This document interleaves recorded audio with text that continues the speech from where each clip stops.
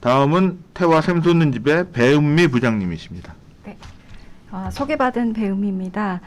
최근 저희의 삶이 또 모든 관심이 코로나19로 초점이 맞춰지고 있습니다. 그러면서 실제 우리의 삶이 코로나19 이후로 일상에 적응을 하게 되고 있는데요. 저희가 만나고 있는 정신장애인 분들도 적응해 가시는 분들이 계십니다. 그렇지만 또 많은 분들은 평범했던 일상이 무너지면서 건강이 악화되거나 또는 일상생활 안전한 환경 또 사람과의 관계가 단절되는 그런 분들도 계십니다. 그래서 저희도 이 상황에서 어떻게 저희가 대처하고 대응해야 될지에 대한 고민이 깊어지고 있는데요.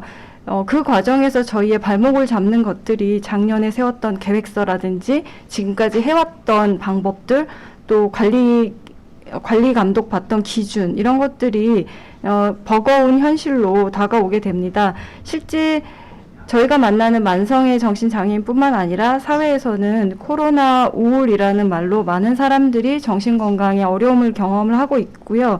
그렇기 때문에 정신건강 복지에 대한 관심도 그 어느 때보다도 높아지는 것 같습니다. 이러한 상황에서 정신건강 국으로 이제 개편이 되면서 저희가 논의해야 될 것들이 훨씬 더 많아진다고 생각을 하고요. 이런 고민들이 잘 모아지고 또 해결해야 할 것들을 시차를 두고 우선순위를 정해서 일을 진행을 하기를 기대를 합니다. 저도 몇 가지 거버넌스와 관련해서 나누고 싶은 얘기들을 이 자리에서 말씀드리겠습니다. 첫 번째는 거버넌스를 위한 의사소통 채널에 대한 고민입니다. 만남이 제한이 되고 있는데요. 그러다 보니 거버넌스를 위한 그 의사소통도 일정 부분은 제한되고 있는 것으로 생각이 됩니다. 위기가 있는 상황에서 일원화된 의사소통 채널이 매우 중요하고 의사결정이 신속하게 이루어지는 것들이 필요합니다. 다만 그러한 신속한 의사결정이 내려진 것들이 현장으로 바로 전달될 수 있는 의사소통 채널이 필요하다고 생각이 되고요. 왜냐하면 저희가 현장에서 혼란을 경험하는 경우들이 있기 때문입니다. 또한 중앙에서 내려진 의사결정뿐만 아니라 아래에서부터 현장에서의 고민들, 목소리들이 전달되는 채널도 필요할 것이라고 생각됩니다. 지금 현재 여러 다양한 온라인 채널들이 개발되고 있는데요. 그런 것들이 거버넌스에도 충분히 활용되어져야 할 필요성이 있을 것이라고 생각합니다. 또한 복지와 관련된 대부분 업무들이 지방 이양이 되어 있는데요. 그 정신건강정책국이 아마 이제 지방자치 정부에도 영향을 줄 것입니다. 계속해서 지방정부와 지역사회가 다양한 채널을 통해서 의사소통할 수 있는 방안이 필요할 것으로 보입니다. 두 번째 크게 말씀드릴 부분은 거버넌스에서 함께 논의하고 싶은 내용에 대한 부분입니다. 첫 번째는 저희가 만나뵙고 있는 서비스에 손길이 필요한 분들에 대한 고민인데요. 앞서 늘푸름의 사례에서 보았듯이 현장의 서비스 내용은 빠르게 온라인 서비스로 지금 대체되고 있습니다. 실제 저희 기관에서도 활용을 해보니 정말 많은 분들이 온라인이라는 가상의 공간에서 소소한 일상들을 회복하는 모습을 볼 수 있었습니다. 현재 저희 기관에서 약 92%의 회원이 온라인상에서 활동을 하고 있고 또 직원들이 하던 70% 이상의 업무가 온라인으로 대체가 되었습니다. 또 참여하는 회원분들을 대상으로 설문을 해보았더니 만족도도 상당히 높은 편입니다. 그렇지만 온라인 서비스로 전환하면서 또 다른 고민도 이어지고 있습니다. 첫 번째는 온라인 서비스 확산에 대한 부분입니다. 그리고 또 온라인 서비스조차 닿지 않는 사람에 대한 고민도 있습니다. 온라인 서비스 자체에 대해서는 기기를 확보하는 것이라든지 데이터를 소유하는 것과 관련된 예산 문제 또는 직원과 회원 모두 활용하는 능력에 대한 향상을 시켜야 되는 문제가 있습니다. 또 새로운 서비스를 온라인상에서 구현해내도록 개발하기 위한 그 과정에서 이러한 서비스들이 보편화되고 표준화되어야 하는 것에 대한 문제도 고민입니다. 이러한 서비스가 아직 평가가 온전히 내려져 있지 않기 때문에 저희가 하고 있는 활동들이 얼마나 효과성을 발휘할 수 있을지에 대한 고민도 이어집니다. 또 실제로 실행을 해보니 온라인이란 공간이 굉장히 매력적이고요.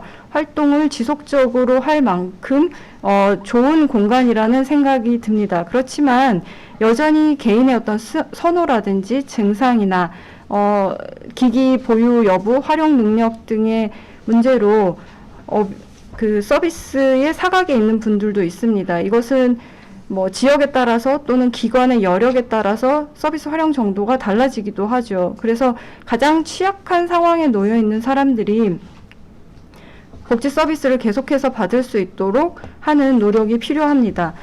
특히 저희가 앞서 92%의 회원이 활동을 하고 있다고 했는데요. 그러면 나머지 그 8%의 회원을 위한 고민도 이루어지고 있습니다. 사실 그 가정 방문이 많이 제한이 되어 있는데요. 저희는 여전히 최소한의 돌봄을 위해서 지속적으로 방문하고 접촉을 시도하고 있습니다.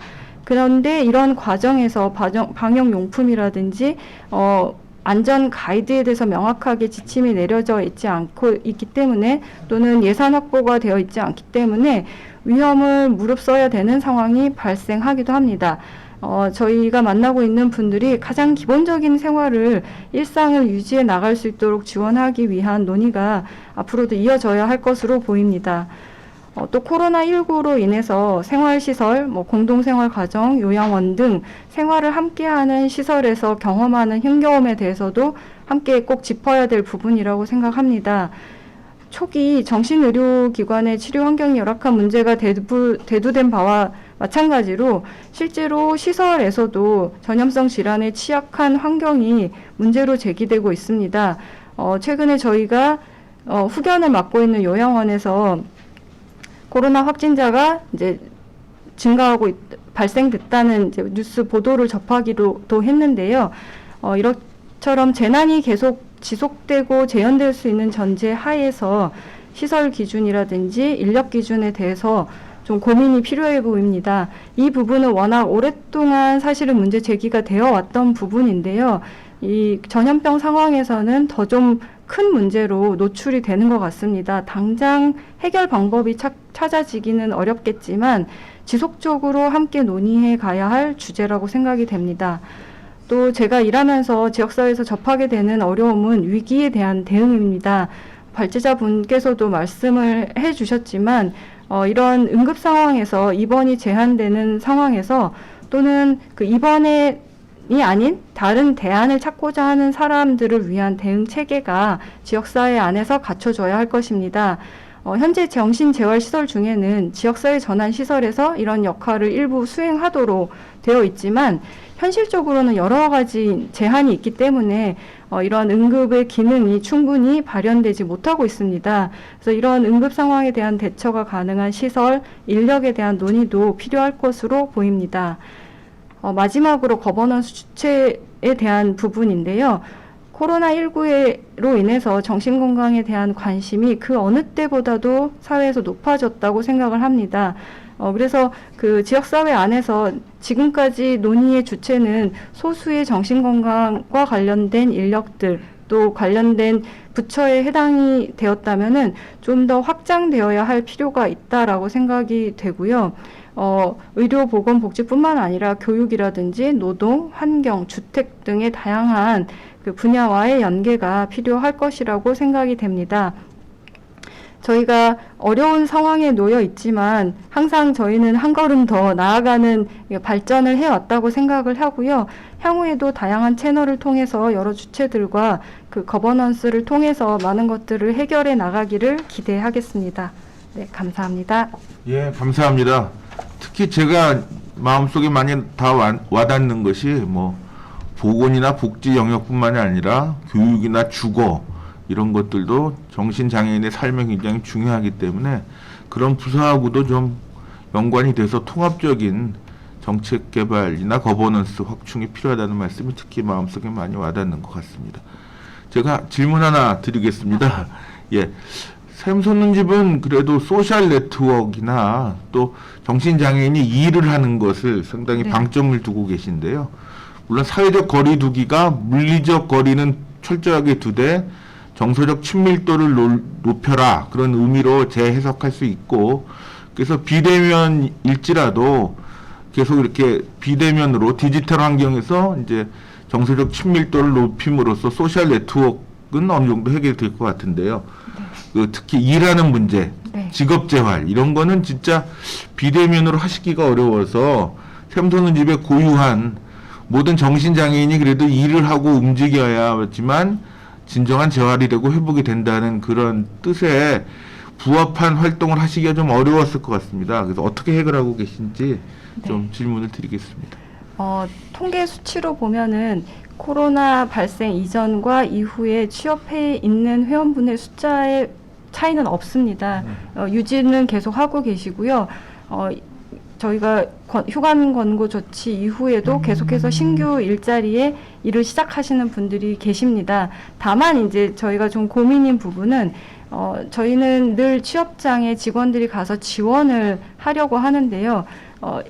제한이 되기 때문에 방문을 꺼리는 그 고용주들이 있으십니다. 이제 그런 상황에서의 어려움이 저희한테는 좀 있고요. 그래서 그것도 비대면으로 온라인상으로 대면해서 서비스를 제공을 하고 있는데요. 일하시는 분들하고 계속 영상 통화를 하면서 일하시는 분들하고 의사소통을 하고 있고요. 또 일하시는 분들하고 1대1뿐만 아니라 그룹으로도 계속해서 모임을 온라인상에서 가지면서 뭐 힘든 부분에 대해서도 논의를 해 나가고 있는 상황입니다. 예, 취업이 그래도 잘 유지되고 있다는 말씀이 긍정적으로 들립니다.